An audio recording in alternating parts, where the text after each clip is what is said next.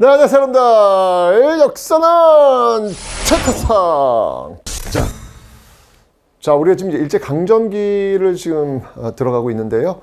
이번 시간은 1920년대로 한번 가보겠습니다. 항상 제가 이야기했어요. 일제 식민지 지배 정책, 그리고 그 정책에 저항한 국내의 저항, 국외의 저항.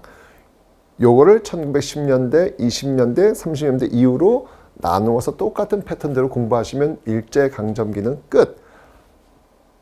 어렵지 않습니다, 여러분들. 자, 이번 시간은요, 1920년대입니다. 들어가 보시죠.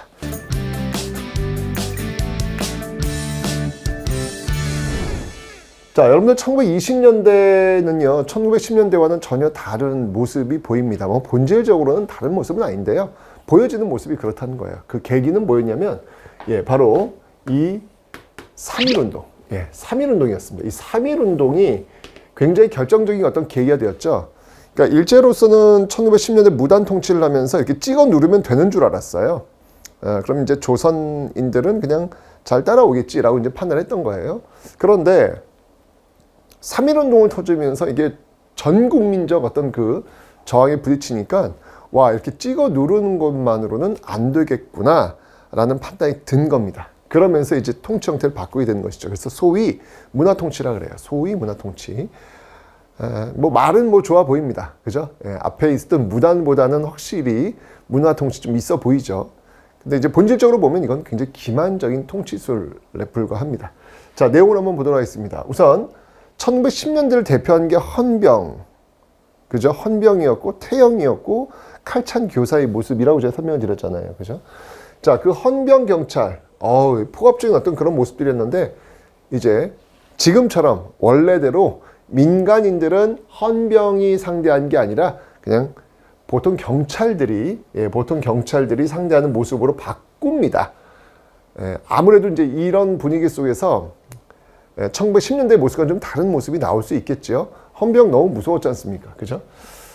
그런데 이제 사실 이게 왜 기만이냐면 보통 경찰로 바꿨지만 오히려 조선인들을 감시하는 경찰의 수는 더욱더 늘린다는 거. 이게 왜 기만적인지 아시겠죠, 여러분들? 좋습니다. 어쨌든 헌병에서 보통 경찰로 바꿨고요.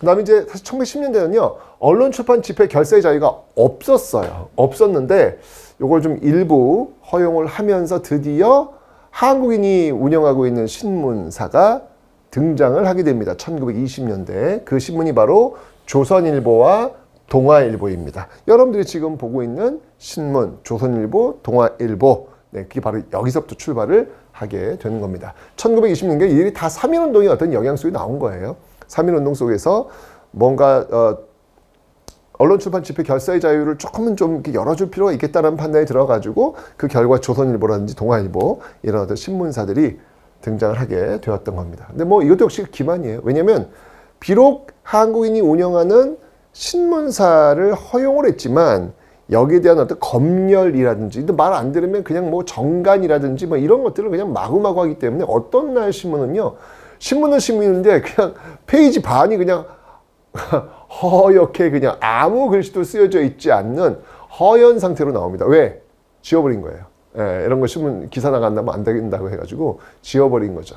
그러니까 이런 어떤 그 모습들, 그러니까 자기들이 보여주고 싶은 모습만 한국인들이 운영하는 신문을 통해 가지고 보여주면서 우리는 언론 출판 집회 결사 자유가 있다, 뭐 이런 것들을 이야기하고 싶었던 굉장히 기만적인 어떤 그런 모습들이 나오고 있는 것이죠. 그리고 이 조선총독부의 총독은 오로지 1910년대는 군인 출신이 했었거든요. 그런데 그러니까 얼마나 무서워. 군인 출신이 총독에다가 경찰들은 헌병이지. 여기 얼마나 무섭습니까? 그죠? 그런데 1920년대 와서는 이제 문관, 그러니까 민간인, 군인 출신이 아닌 민간인 중에서도 총독을 할 수 있는 길을 열어놓습니다. 그러나 중요한 건 이렇게 열어놨음에도 불구하고 1945년 광복될 때까지 단 한 번도 민간인 출신의 총독은 없었다는 사실. 그러니까 이런 것들이 다 기만이라는 얘기예요. 다 군인 출신들입니다. 가능성만 열어놨을 뿐이야. 근데 뭐야 이게? 그죠? 자, 그리고 여러분들, 이 굉장히 좀 이렇게 문화 통치라고 해가지고 좀 이렇게 열어줄 것 같지만 그렇지 않습니다. 오히려 치안 유지법이라는 걸 이때 만들어요. 굉장히 중요한 겁니다, 여러분들. 이 치안 유지법이라는 걸 만들어가지고 1925년도 만듭니다. 이걸 만들어서 오히려 더 감시와 통제를 더욱 강화하는 이런 모습들을 1920년대에 보여주고 있다는 얘기죠. 어떻습니까, 여러분들? 이게 문화 통치 맞습니까? 네.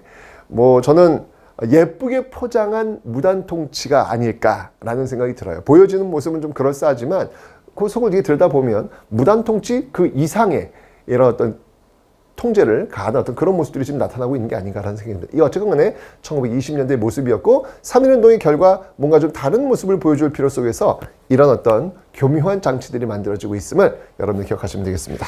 자, 이게 지금 정치면에서의 어떤 그런 내용들이었고요. 자, 이번엔요 경제면에서의 계획을 한번 보겠습니다. 여러분 1910년대에 우리가 기억하고 있는 게 뭐였냐면 토지조사 사업이었습니다. 그죠? 토지조사 사업과 회사령이라고 설명을 드렸는데 1920년대가 됐으니까 이제 여러분들 이제 토지는 이제 해결이 됐고 토지는 뭐 알아서 정리가 됐고 이걸 통해 가지고 세수 확보됐고 자 이제 1920년대는 이제 그 토지에서 나오는 쌀을 가져가야죠. 단계가 다 있는 거야. 일단 토지 확보했고 두 번째는 그 토지에서 나오는 쌀 가져가야 되겠죠.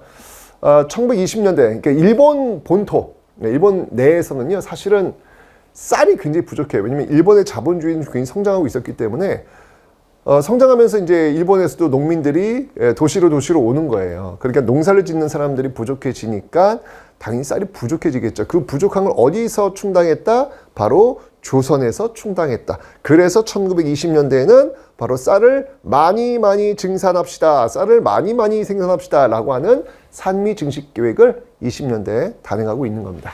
자, 여기 바로 이제 산미 증식 계획 1920년대부터 시행된 그런 내용들이었다. 근데 문제는 뭐냐면 증산에 성공했어요.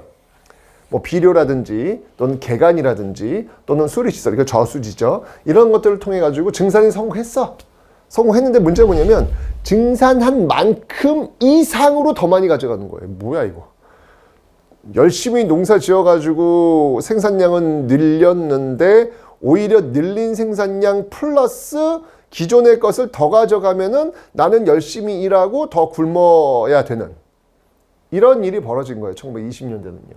그죠? 게다가 열심히 증산하기 위해서 뭐 비료시설 또는 저수지시설, 개간시설 엄청 돈 들어갔을 거 아니에요. 그것도 농민들이 부담하는 거야. 뭐야 그럼 나는 열심히 내 비용 들여가지고 증산 성공했는데 남는 건 오히려 더 적어지는 이런 황당한 경우가 벌어지는 것이죠. 이거 1920년 너무너무 못 살아요. 그래서 이 문제를 해결하기 위해서 만주에서 오히려 값싼 식량을 수입해 와서 먹이는 이런 기이한 현상. 그래요. 그러니까 일제강점기는 뭔가 기이한 시절. 그 표현이 참 좋겠네요. 기이한 시절. 내가 열심히 농사에서 증산에 성공했지만 오히려 더 배고파지는 이 기이한 시대. 이게 바로 1920년대 일제강점기였습니다. 자, 그리고 여러분들 1920년대 오면요. 산미증식 계획 말고요. 1910년대 시행했던 그 회사령 있지 않습니까? 이거를 폐지를 해요. 선생님 1910년대 회사령을 설치한 이유는 뭐냐면 민족자본의 성장을 막기 위해서라고 설명하셨는데 이게 폐지가 되면 민족자본이 드디어 성장하는군요.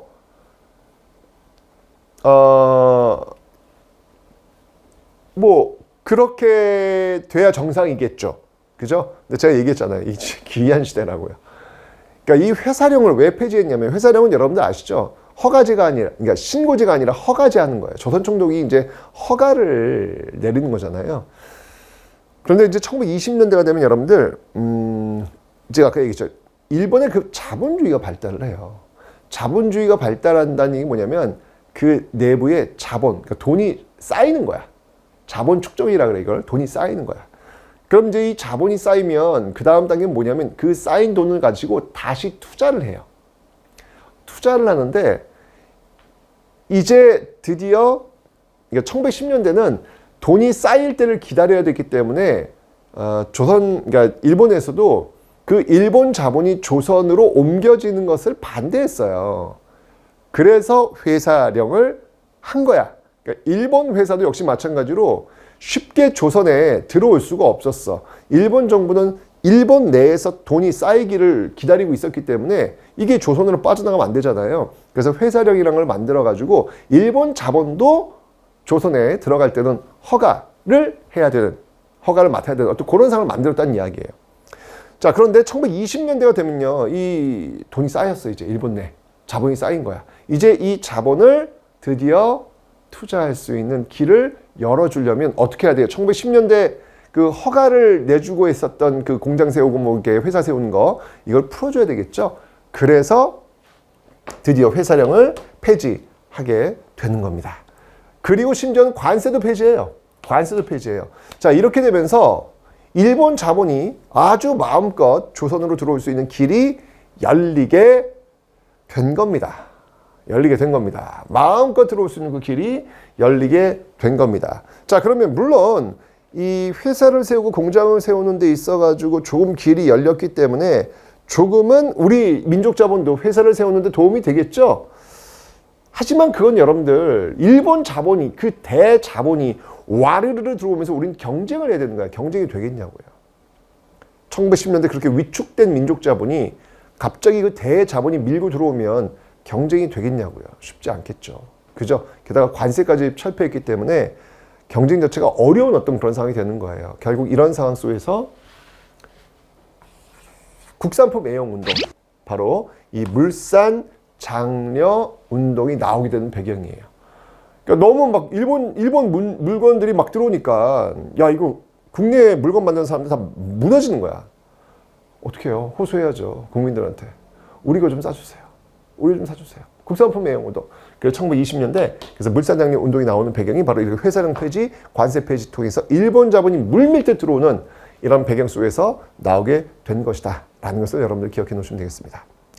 자, 이렇게 여러분 1920년대는요 정말 말 그대로 기이한 시대였습니다. 소위 무단 통치에서 문화 통치로 바뀌었지만 본질적으로 일제의 통치는 더욱더 교묘한 방식으로 통제가 이루어지는 그런 모습들이 나타나고 있었다. 그게 바로 1920년대의 모습이다.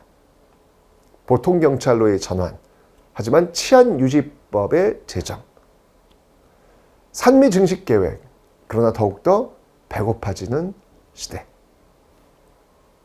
그게 바로 1920년대 모습이었습니다. 자, 그러면 우리는 어떻게 이 시대에 맞서 싸우면서 버틸 수 있었을까요? 그 저항의 내용을 다음 시간에 살펴보도록 하겠습니다.